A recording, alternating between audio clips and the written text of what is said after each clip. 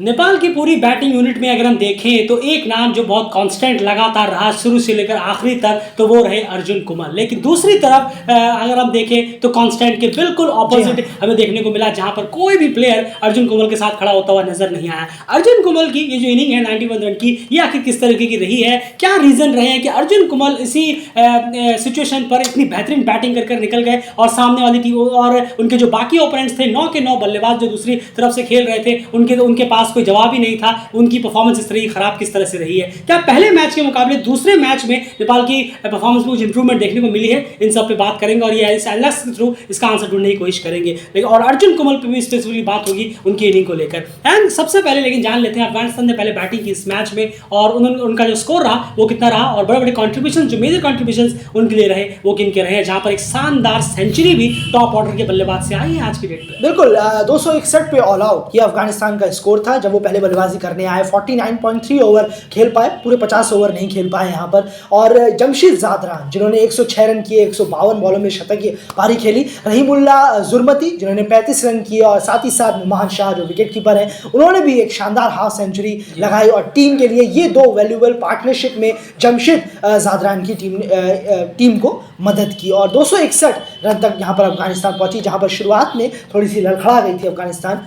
उसके बावजूद 261 यहाँ टीम ने अपना 62 टीम ने यहाँ पर लक्ष्य नेपाल के सामने रखा। बिल्कुल, तो सबसे पहले ये कहीं ना कहीं कॉन्ट्रीब्यूशन रहे हैं जमशेद जादरान के लिए। मैं एक चीज जरूर कहना चाहूंगा, जिन्होंने 152 बॉलों में शानदार 106 रन मारे, बहुत बेहतरीन इनिंग रही। अगर हम उनका एनालिसिस भी लेकर बैठे होते तो पूरा आपको समझाते कि कितनी शानदार इनिंग उन्होंने अलग अलग एरियाज में स्कोर्स किए, किस तरह से उन्होंने इस इनिंग को अपने बिल्डअप किया था, सहयोग किया था। लेकिन एक चीज जरूर यहाँ पर क्रिकेट कहना चाहेगा कि जो 3 बॉलें वहां पर रही हैं उन तीनों बॉलों को भी आपको कंप्लीट करना चाहिए। डेफिनेटली ऐसा तो नहीं कि अचानक से आपके पैरों में पेन आ गया। सोच के मान के चलिए आप 97 पर होते और आपके ये पेन उठता तो क्या आप इस क्रीज को छोड़ देते, को छोड़ देते और वहीं पर चले जाते, कोई बात नहीं मेरा शतक रह गया, ऐसा नहीं है। तो वहां पर जब आप उस 3 रन के लिए खेलते अपनी सेंचुरी के लिए, तो 3 बॉलें और यहां पर खेल सकते थे। नो डाउट आपकी इनिंग सबसे इंपॉर्टेंट रही है, आपकी टीम जीती, वो बिल्कुल ठीक है, उसका क्रेडिट आपको जा नहीं सकता। लेकिन उस स्पेसिफिक चीज को जरूर डेलीब्रेट पॉइंट आउट करेगा कि अगर आप 97 पर होते और ये पेन उठता तो क्या आप जाते? डेफिनेटली नहीं जाते, आप शतक करने की कोशिश करते। तो ये 3 बॉलें और आप यहां पर खेल सकते थे। खैर उसके बाद सीधे बात करते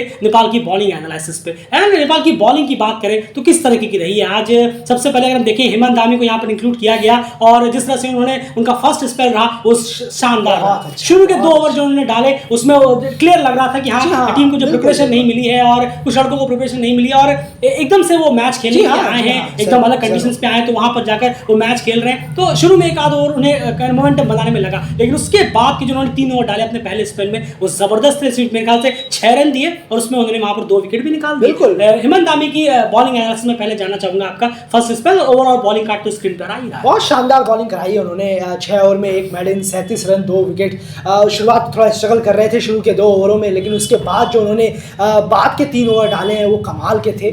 बहुत बेहतरीन जो बॉल रखी उन्होंने, एक बोल्ड मारा बैट्समैन को, वो भी कमाल का था। लगा क्या फुली एकदम मान के चलिए यॉर्कर बॉल थी वो, इन स्विंग आई बिल्कुल तरीके से, बहुत शानदार बॉल थी। और जिस शॉट पर एक और उससे पहले एक विकेट गिरा वो बॉल भी बहुत अच्छी थी, पड़ी और हल्का अंदर आई और तेज़ भी थी और बल्लेबाज ने सोचा कि शायद मिड विकेट को पार कर जाएंगे, लेकिन ऐसा नहीं है। गुलशन झा ने मिड ऑन से मिड विकेट का जो थोड़ा सा हल्का अपना सफ़र है वो तय किया और आसान सा कैच उन्होंने यहाँ पकड़ा। तो बॉलिंग बहुत अच्छी रही थी। शुरुआत के अगर देखेंगे 5 ओवरों में उनका स्पेल काफ़ी अच्छा रहा था, बॉल स्विंग मिल रही थी, ये अपने आप में बहुत अच्छा है। और गुलशन झा शुरू में जो विकेट उन्होंने दिलाया, सबसे पहला विकेट उन्होंने ही दिलाया, वो भी शुरू में थोड़ा सा रन्स को काम करने में काफ़ी कामयाब हुए। और सबसे इंपॉर्टेंट बात है ये दोनों बॉलर नई बॉल से विकेट निकालने में 100% कामयाब रहे हैं। ये अपने आप में एक इन दोनों की जीत है कि विकेट निकालने में नई बॉल से इन्होंने विकेट निकाले। 3 विकेट इन्होंने निकाल कर दिए नई बॉल से। या बहुत बेहतरीन शुरुआत, और ऐसा नहीं कि हाँ 100-150 रन खा गए हों, ऐसा भी नहीं है। 30-34 शायद 35 रन थे और 3 विकेट यहाँ पर गिरा दिए टॉप ऑर्डर के, और बेहतरीन शुरुआत यहाँ नेपाल को मिल गई थी इन दोनों के सहारे। बिल्कुल, लेकिन यहाँ पर फिर गड़बड़ी चालू हुई। जैसे ही नई बॉल से इनका स्पेल कंप्लीट हुआ, वहां पर कहीं ना कहीं देव खन्ना से उसके बाद जो फेस रहा, यहाँ पर एज ए कैप्टन से भी गड़बड़ी हुई है और as a bowling unit performance खराब हुई है। सिंपल सी बात है, अगर हम हेमंत धामी के देखें तो अभी भी 4 ओवर बचे हुए थे। सिर्फ ये सोचकर 5 ओवर में उन्होंने 26 दिए थे, छठे ओवर में उन्होंने 11 रन और दे दिए। मेरे ख्याल से छठे ओवर में उनके 11 रन आए थे। तो सिर्फ ये सोचते ना कि बहुत ज़्यादा एक्सपेंसिव जा रहे हैं तो आप दूसरे बॉलर्स को दे, ये कहीं ना कहीं बहुत गलत डिसीजन जरूर रहा। आपको उन्हें और ओवर देने चाहिए था। जबकि आपने देखा कि उन्होंने शुरू के 2 ओवर में काफी रन खाए थे। शुरू के 2 ओवर में 20 रन गए थे, लेकिन उसके बाद उन्होंने जबरदस्त वापसी की। तो जब आपके जिन्होंने नई बॉल से आपको विकेट दिलाया, डेफिनेटली उन पे आप थोड़ा सा और भरोसा जता सकते थे। हाँ, ये बात और होती कि हाँ आपके स्पिनर्स कुछ एक्स्ट्रा ऑर्डिनरी वर्क कर रहे हैं। आप स्पिनर्स के आज के टैली देखिए, अगर मैं देखूं यहाँ पर दिपेश चंदेल 10 ओवर में 34 रन, 1 विकेट यहाँ पर निकाला। सुभाष भंडारी ने 10 ओवर में 40 रन देकर 2 विकेट निकाला। तो आकाश त्रिपाठी ने 5 ओवर 22 रन। जो आकाश त्रिपाठी को आपने ओवर्स दिए, ये डेफिनेटली आप हेमंत धामी को और गुलशन झा को अपने ओवर्स पूरे कराने दे सकते हैं। गुलशन झा का भी ओवर पूरा नहीं होता, बिल्कुल गेम का 9वां ओवर था और वो तो 50वां ओवर वैसे ही चल रहा था गेम का। तो यहाँ पर डेफिनेटली देव खन्ना से एक चीज जरूर हुई है। देखिए, अगर आपके कोई स्पिनर्स है, स्पिनर्स वगैरह जो ओडीआई में है, 50 ओवर क्रिकेट में बात कर रहा हूँ, अगर वो इकोनॉमिकल जा रहे हैं तो मुझे ज्यादा कुछ खास फायदा होने वाला है। अगर दूसरी तरफ से आपको विकेट्स नहीं मिल रहे, एक बॉलर इकोनॉमिकल जा रहा है, दूसरा बॉलर विकेट निकाल के जा रहा है, तो बेहतर तो उसका प्रेशर जो है वो काम आएगा बनाना। लेकिन अगर दोनों ही तरफ से बॉलिंग ऐसी हो रही है कि बस विकेट नहीं मिल रहे लेकिन इकोनॉमिकल चल रहे हैं, तो उसका कुछ फायदा होने वाला है नहीं। क्योंकि अगर सामने वाली टीम के पास विकेट्स बहुत बचे हैं तो डेफिनेटली लास्ट में जाकर वो इतना स्कोर तो खड़ा कर ही देंगे कि आपके लिए कहीं ना कहीं मुश्किल हो जाए। और आज भी वही देखने को मिला। और मान के चलिए, अगर एक टीम के 35 ओवर में 150 रन है और उनके 2 विकेट हैं, उन्हें 300 चेस करना है, लेकिन उनका जो चेस करने आए तो उनका 150 रन है, 2 विकेट और 35 ओवर हो चुके। तो आपको लगेगा अरे तो पहाड़ जैसा उनके ऊपर रिक्वायरमेंट बढ़ गया है, लेकिन ऐसा नहीं है। अब जैसे से क्रिकेट बदला है, लास्ट के 15 ओवर में 150 मारकर आराम से मैच जीत के लेके जा सकते हैं। क्यों? क्योंकि उनका 8 विकेट हाथ में है। तो विकेट्स निकालना इंपॉर्टेंट था, जो स्पिनर्स की तरफ से आज हमें खासा देखने को मिला नहीं। उन्होंने बांधे जरूर रखा, लेकिन विकेट्स जो निकालने का काम था वो और कोई कर नहीं पाए मिड सेशन में पूरा का पूरा। और जब तक हेमंत धामी आते उनका एक ही ओवर आपने दिया, उसके बाद उससे ओवर छीन लिया। बिल्कुल सही कहा आपने। और फील्डिंग भी बहुत लूज रही है, जिसकी हमने बहुत ज्यादा लूज फील्डिंग मैच प्रीव्यू में भी, वहां पर भी फील्डर हाथ से रन छोड़ रहे हैं, रनआउट चांसेस, बिल्कुल रनआउट चांसेस मिस कर रहे हैं यहाँ पर। तो ये अफगानिस्तान को क्रेडिट जाएगा कि उन्होंने किस तरीके से 2 पार्टनरशिप बिल्डअप की है। उनके बल्लेबाजों ने 3 विकेट गिर गए 35 रन पर, उसके बाद उन्होंने जो प्लान शुरू किया आराम से खेलने का, देखिए 35 से 3 से वो 261 पहुंच गए। तो ये अपने आप में उनकी बैटिंग की तारीफ है कि जैसे वो उनके बल्लेबाज खेले हैं, कमाल की बल्लेबाजी रही है। और बॉलिंग में इस तरीके से कोई बॉलिंग ऐसी नजर नहीं आई कि शायद हाँ ये परेशान कर रहे हो, इनको खेलने में तकलीफ हो रही हो बल्लेबाजों को, नहीं ऐसा कुछ नजर नहीं आया। सिंगल्स भी आ रहे हैं, फील्डर्स भी अपनी फील्डिंग काफी ज्यादा छोड़ रहे हैं, रनआउट चांसेस मिस हो रहे हैं। तो इन्हीं सब से टीम जो है सामने वाली बहुत ज्यादा वो फ्रंट पे आ गई, जहां पर नेपाल की बॉलिंग शुरू में काफी फ्रंट पे थी, 3 विकेट निकाल भी चुकी थी। बिल्कुल, यहाँ पर चीज़ है, जैसे मान के चलिए दिपेश चंदेल की आप बात करें, 10 ओवर में 34 run 1 wicket, Subhash Bhandari 10 over में 49 रन देकर 2 विकेट। तो यहाँ पर आपको लगेगा बहुत अच्छी बॉलिंग कराई है, 3.40 की सिर्फ इकॉनमी रही और एक की अंडर 5 की इकॉनमी रही, बहुत अच्छी बॉलिंग कराई शायद आप ये कहें, लेकिन डेफिनेटली ये बात नहीं है। ये बात इसलिए नहीं है क्योंकि इस फेस में अफगानिस्तान जो है वो कहीं ना कहीं स्ट्रगल कर रहा था। उनके 40 रन के आसपास 3 विकेट गिर गए थे और ये उनका बिल्डअप फेस था। बिल्डअप फेस में वो आराम से निकाल रहे थे, उन्हें कोई जल्दी नहीं थी, उन्हें पता था ये 50 ओवर का गेम है, कोई 20 ओवर का नहीं कि हमें जल्दी से स्कोर करने हैं। वो बिल्डअप फेस से थे, तो 1-2 रन भी आ रहे थे तो उनका काम चल रहा था, उन्हें सिर्फ अपने विकेट्स बचाने थे। यही काम Nepal back to back 2 matches में अपनी बैटिंग से नहीं कर पाया। जो अफगानिस्तान ने एक एग्जाम्पल दिखाया कि उनके भी 40 पे 3 थे, लेकिन देखिए उन्होंने किस तरह से बिल्डअप कर लेके चले गए। तो आपको लग रहा होगा कि सुभाष भंडारी और जो दिपेश चंदेल की बॉलिंग बहुत अच्छी रही है, इतनी भी अच्छी नहीं रही है। वो उन्होंने जानबूझकर इनको बिल्डअप करने के लिए उस पर रिस्क नहीं लिया, कोई खराब शॉट्स नहीं खेले और आराम से प्रेशर को रिलीज कर लेता ताकि बाद में जाकर विकेट्स बचे तो वो स्कोर कर सके। क्योंकि अगर उनकी बॉलिंग इतनी बेहतर होती तो वहां पर उन्हें दिक्कत होती, और दिक्कत अगर होती तो वो लूज शॉट्स खेलते, और अगर वो लूज शॉट्स खेलते तो 5 में से 4 बार गारंटी है कि उनका विकेट गिर जाता, क्योंकि ये ओडीआई क्रिकेट है और इस तरह यहाँ पर रूल्स रेगुलेशंस भी अलग होते हैं। तो ये चीज बॉलिंग एनालिसिस में समझने वाली बात है।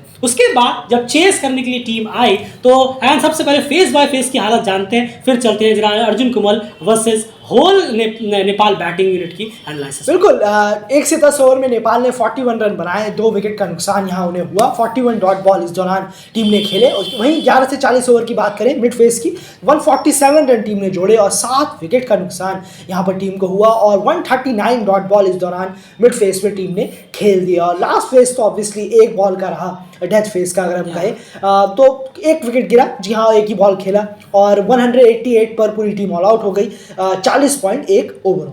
बिल्कुल। तो देखिए, सबसे पहली बात जो हमने शुरू में आपसे कहा था कि क्या पहले मैच के मुकाबले दूसरे मैच में हमें कुछ बेहतर परफॉर्मेंस देखने को मिली है? जी नहीं, बिल्कुल भी नहीं। बॉलिंग यूनिट की बात करें या फिर बैटिंग यूनिट की बात करें, लगभग सेम ही कहानी रही है। दोनों गेम्स में वन साइड विक्ट्री टीम को मिली है और इस मैच में जबकि कुछ सिचुएशंस में और ज़्यादा खराब हालत हुई है अगर हम बॉलिंग में देखें, वहीं पर अगर हम बैटिंग की भी बात करें। बैटिंग कार्ड कुछ इस तरीके का है।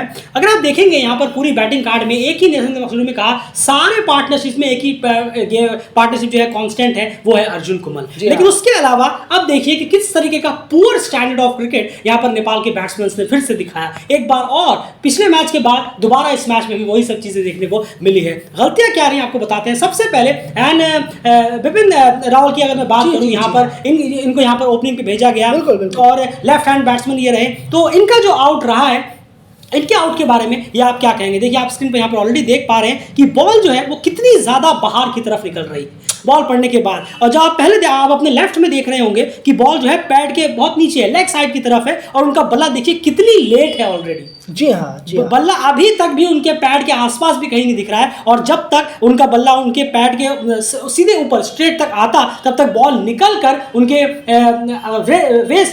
रिस्ट के आसपास से बॉल निकल भी गई और कीपर ने कैच पकड़ लिया और गेम वहीं पर ओवर हो गया। यानी कितनी ज्यादा टेक्निकल यहाँ पर गलती की है, कितनी बड़ी एरर यहाँ पर की है। जिस तरह से आप ऑलरेडी स्क्रीन पर देख पा रहे हैं कि बॉल कहाँ जा रही है, बैट उनका कहाँ चल रहा है, कितना लेट आ रहा है, वो शॉट कौन सा खेलने चाह रहे थे वो ये बिल्कुल समझ गए। बॉल को रीड ही नहीं किया उन्होंने कि टप्पा पड़ने के बाद बॉल जा किस तरफ रही। नहीं, ये दो माइंडसेट है एक्चुअली। अगर आप देखेंगे तो साफ समझ में आएगा। आप देखिए, ना वो यहाँ डक कर रहे हैं, जी हाँ, और ना ही वो पूरा शॉट खेल रहे हैं। बिल्कुल। तो ये दो माइंडसेट की चीजें होती है। बिल्कुल सही कहा आपने। वो डबल माइंड हो गया उनका कि यार करूं क्या मैं इस बॉल में, क्योंकि वो बॉडी के क्लोज भी थी। वो बॉल इतनी बाहर नहीं थी। वो बॉल वो लेग साइड में जरूर जा रही थी लेकिन बॉडी के क्लोज थी और वो डबल माइंडेड है। बल्ला उनके हाथ में हवा में ही है। वो सोच रहे हैं कि यार डक करना है या बल्ला लगाना है। इतनी देर में बॉल आई, उन्होंने कुछ और ही नहीं सोचा, ऐसे करके किया झटका सा हल्का सा और तब तक बॉल निकल कर चली भी गई और रिस्ट पर उनके लगकर निकल गई। ये डबल माइंडेड रहा उनका जो थिंकिंग चल रही थी उस वक्त। करना क्या है वो भूल गए,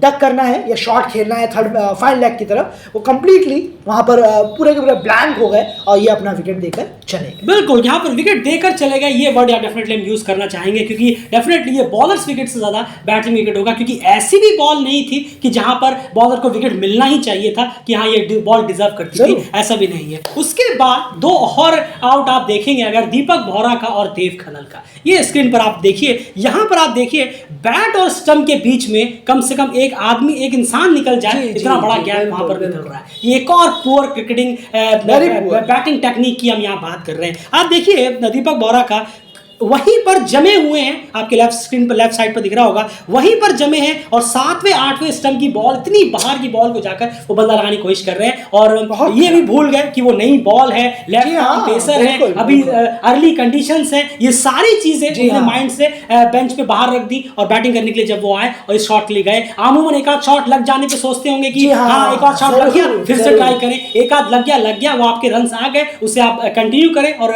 उसको लीव करना भी सोचें, क्योंकि कभी कभी आप याद रखिएगा शुरू में कभी कभी बॉलर जो है वो कभी कभी आपको मारने के लिए देते हैं। बिल्कुल। तो आपको लगता है कि हाँ इससे पहले तो लग गया था, इस बार भी लग ही जाएगा, और इस बार वो बॉल में कुछ चेंज करते हैं और वही यहाँ पर उसके शिकार हो गए। खराब शॉट दीपक बोहरा का। उसके बाद देव खन्ना का आउट आप कैसे देख रहे हैं? नहीं जरूर देखिए, ये आप कहेंगे ये 5वें स्टंप के करीब बॉल है, 4थी स्टंप की गैप क्लियर दिख रहा है। जी हाँ, बहुत गैप है यहाँ। तो देखिए ना, स्टंप और बैट के बीच में, स्टंप और पैड और बैट का गैप देखिए आप, कंप्लीटली यहाँ पर दिखाई दे रहा है और बहुत सारा गैप है। पूरा क्रिकेट एक और बार यहाँ देखने पैर वही जम गया। बिल्कुल सही कहा आपने, लीव करना है।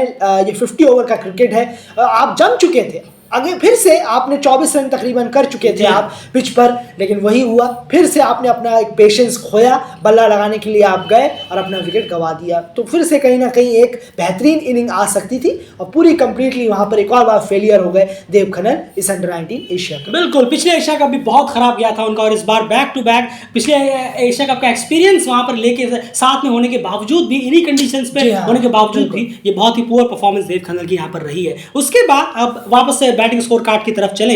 एंड सारे स्कोर्स आप ऑलरेडी देख पा रहे हैं। दीपक बोहरा 15 रन, देव खन्ना 24 रन, उत्तम मगर 4 रन, इस बार वो नहीं चले। आकाश त्रिपाठी 0 रन, गुलशन झा 17 रन। गुलशन झा ने, जैसे कि हमने आपको अभी कुछ दिन पहले हमने एक ऑलराउंडर का वीडियो बनाया था कि 3 ऑलराउंडर जिन पे नजर रहेगी, ब्रैंडन मैकुलन, एन अफजल खान और गुलशन झा। उसमें हमने एक चीज उस वीडियो में कही थी कि गुलशन झा की एक बहुत बड़ी प्रॉब्लम है बैटिंग में कि वो 10-15 रन करने के बाद बहुत ही ज्यादा खराब शॉट मारकर अपना विकेट गंवा देते हैं। वो उस विकेट की इंपॉर्टेंस कहीं ना कहीं समझ नहीं पाते और आज फिर वो देखने को मिला। वो शॉट बिल्कुल भी जरूरत नहीं थी शॉट की, अननेसेसरी बॉल थी। लेग स्पिनर ऑलरेडी बॉलिंग करा रहे थे, वो मेरे ख्याल से गुगली थी जो बाहर निकल रही थी। ये सब रीडिंग की बात है। और गुलशन झा कितना अभी 1-2 सालों में कितना ज्यादा क्रिकेट खेले, अलग अलग जगहों पर जाकर ट्रैवल कर अगर वो इतनी यंग भी है, अगर वो रीड नहीं कर पाएंगे तो आखिर वो इस तरह के प्लेटफॉर्म्स पे तो उनका यूटिलाइज बेहतर होता। यही तो सोचकर गुलशन झा को अंडर 19 के एशिया कप में लिया गया था कि आपकी एज भी अंडर 19 है और आपको ऑलरेडी काफी एक्सपीरियंस हो गया है, लेकिन आपने इस पूरे टूर्नामेंट में अभी तक बैटिंग से कुछ भी ऐसा एक्सपीरियंस ऐसा दिखाया नहीं। ये बहुत अनफॉर्चुनेट मोमेंट रहा। एंड अर्जुन कुमल की इनिंग को आप कैसे डिस्क्राइब करें? नहीं, शानदार इनिंग रही है। अगर आप देखेंगे, देखिए ये इनिंग, अगर आप एक छोटी सी बात मैं यहाँ बोलना चाहूंगा जल्दी से कि जमशेद जादरान वहां थे जिन्होंने शतक लगाया, उनके साथ 2 प्लेयरों ने पार्टनरशिप कर दी, एक अच्छी बड़ी पार्टनरशिप कर दी, 70-80-90 रनों की पार्टनरशिप। एक थे रहीमुल्लाह जुर्मती और नुमान शाह। जी हाँ, एग्जैक्टली यहाँ पर वो कहीं से भी किसी का सपोर्ट नहीं मिला उन 2 प्लेयर जैसों का। यहाँ अर्जुन कुमल ने एग्जैक्टली वही इनिंग खेली जो जमशेद जादरान ने वहां खेली थी। बिल्कुल। बट रहीमुल्लाह और रुमान की जैसी इनिंग यहाँ पर नहीं आई किसी भी बल्लेबाज की। ये एक बहुत बड़ा रीजन है, आप उसको क्लियर तरीके से समझ सकते हैं। पर अर्जुन कुमल की बात करें तो बहुत अच्छी इनिंग उनकी रही है। काफी ज्यादा हमारी नजर में ये बहुत पहले भी आए थे जब उनको अपने डोमेस्टिक में देखा था। शायद 15 या 16 साल के थे, 14-15 साल के तकरीब थे तब, 15-16 के, तब हमने इनको देखा था। वाकई बहुत कमाल के बैट्समैन है, काफी काम होकर खेलते हैं, शॉट्स इनके पास है। आप इस पाई चार्ट पर नजर दौड़ाएंगे अगर तो ऑफ साइड में मोस्टली रन इनके ऑफ साइड में। वेल डन, बहुत बेहतरीन इनिंग रही है। ये दर्शाता है कि बॉल की मेरिट पर इन्होंने खेला है, ना कि बाहर जाकर, बॉल की मेरिट से बाहर जाकर कि ऑफ साइड किया तो मैं लेग पर लपेट दूंगा, मैं जबरदस्ती लेग पर मारूंगा, ये नहीं है। आप इससे ये सीख सकते हैं कि बॉल की मेरिट पर खेलना किस बेहतरीन तरीके से आता है। इन नौजवान को, अर्जुन कुमल को, जिस तरीके से उन्होंने खेला है, 74 रन उन्होंने ऑफ साइड की तरफ मारे हैं, 82% उनके रन जो है वो ऑफ साइड की तरफ है। एक्स्ट्राऑर्डिनरी है। सिंगल, डबल, चौके उन्होंने खूब लगाए, लेकिन सिंगल पर वो बहुत डिपेंडेंट रहे हैं। यंग प्लेयर जितना ज़्यादा सिंगल लेंगे, जितना ज़्यादा बॉल की मेरिट पर खेलेंगे, बहुत बेहतरीन होगा। इस तरह की इनिंग्स आम हो जाएगी उनकी। बजाय उसके कि आप जो आजकल क्रिकेट देखते हैं उससे बचकर ये सब इनिंग वाकई बहुत कमाल के, बहुत अच्छा लगा अर्जुन कुमल को देखकर। बिल्कुल सही कहा आपने। यहाँ पर अगर हम देखें, उनके जो शुरू के 30 रन है, मेरे ख्याल से वो 50 गेंदों में आए थे शुरू में। मेरे ख्याल से 25-30 रन जो है इनके शुरू के 50 गेंदों में आए थे। उसके बाद आप देखिए उन्होंने शुरू में किस तरह से काम तरीके से खेला, एक छोर संभाल के रखा कि चलिए मैं एक छोर पकड़े हूँ, मेरा कोई साथ तो दीजिए, लेकिन कोई भी उनके साथ खड़ा नहीं रहा और एक के बाद एक लगातार चले गए।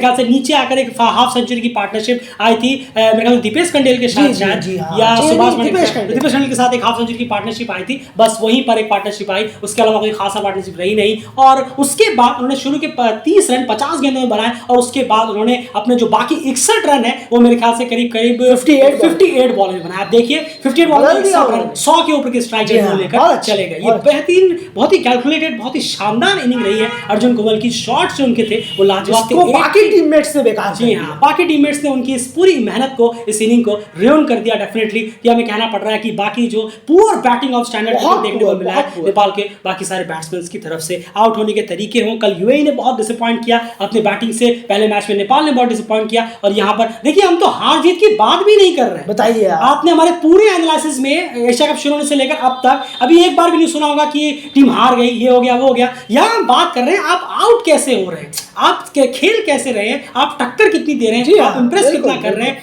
आपके 5 प्लेयर्स पिछला अंडर 19 एशिया कप भी खेले थे इन्हीं कंडीशंस पे, फिर भी आकर अगर परफॉर्मेंस ना होना तो ये अपने आप में बहुत ज्यादा डिसअपॉइंटिंग परफॉर्मेंस हो जाती है। वेल डन अर्जुन, बहुत शानदार इनिंग खेली है। आपने आखिर वापस से एक बार साबित कर दिया कि क्यों क्रिकेट की नजर आप पे थी और आपसे इतना इंप्रेस हम हो रहे थे। वापस से थैंक यू, आपने वापस से हमें कहीं ना कहीं करेक्ट साबित किया कि अर्जुन कुमल एक बेहतरीन टैलेंट है अपनी टीम के लिए। खैर, एंड विकेट टेकर्स की बात कर लेते हैं अफगानिस्तान। जरूर, फरीदुन दाऊदी और नसीम खान जो कि कप्तान है, उन्होंने 3-3 विकेट यहाँ पर शेयर किए हैं और नसीम खान ने 10 ओवर में 33 33 रन और जी 3 हाँ, विकेट 3 लिए हैं। वहीं फरीदुन ने 7.3 एक ओवर में 31 रन देकर 3 विकेट लिए हैं, एक बैटिंग भी है, तो बहुत बेहतरीन सभी ने विकेट लिया है। बहुत अच्छी बॉलिंग कराई है अफगानिस्तान ने, 261 के टारगेट को बहुत बेहतरीन तरीके से उन्होंने डिफेंड किया है। बिल्कुल, तो क्लियरली कट ये है। तो अभी तक की बात करें तो 2 मैच होने के बाद अगर हम देखें अंडर 19 नेपाल टीम की, तो परफॉर्मेंस बहुत ही ज्यादा डिसअपॉइंटिंग यहाँ पर रही है, जरूर, एक्सक्लूडिंग जी हाँ, अर्जुन कुमल। जी हाँ, अर्जुन कुमल और हेमंत धामी ने आज एक अच्छी स्पेल जरूर डाला। उनका यूटिलाइज पूरा नहीं हुआ, अगर वो पूरे 10 ओवर डाल के जाते तो उन पे हम और बात कर सकते थे, लेकिन उन्होंने जितने भी उनको ओवर दिए गए उन्होंने काफी बेहतर काम किया। मैच में उन्होंने वापसी कराई और बहुत ही शानदार उनका फर्स्ट स्पेल यहाँ गया। गुलशन झा ने डिसअपॉइंट किया, देव खदर ने ह्यूज डिसअपॉइंट किया इस पूरे दोनों मैचेस में, अगर हम बात करें। फिलहाल इस वीडियो में इतना ही।